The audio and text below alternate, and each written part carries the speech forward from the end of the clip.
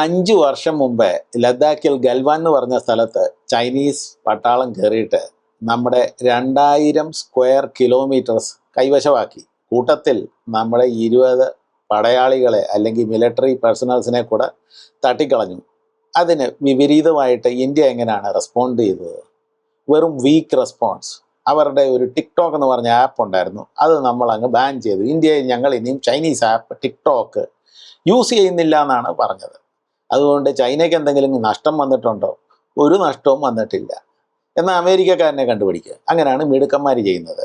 ഇന്ന് president Trump $14 billion ഡീലാണ് sign ചെയ്തിരിക്കുന്നത്. TikTok ഇനിയും തൊട്ട് അമേരിക്കൻ കമ്പനിയായി മാറിയിരിക്കുന്നു.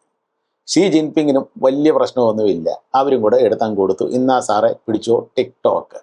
അങ്ങനെയാണ് മിടുക്കന്മാർ ചെയ്യുന്നത്. അല്ലാതെ മൊണ്ണകളെ പോലെ ചുമ്മാ അനൗൺസ്മെൻറ്റ് മാത്രം ചെയ്തുകൊണ്ട് കാര്യമില്ല. Digital India, startup India, sit down India, മലന്ന് കിടക്ക് ഇന്ത്യ, കമന്ന് കിടക്ക് ഇന്ത്യ, അങ്ങനെയൊക്കെ ഉള്ള പരിപാടിയും കൊണ്ട് ജനങ്ങളെ വിഡ്ഢികളാക്കാമെന്നുള്ള കാര്യം ശരിയാണ്. പക്ഷേ അതൊന്നും നാടിനെ നന്നാക്കാൻ പോകുന്നില്ല.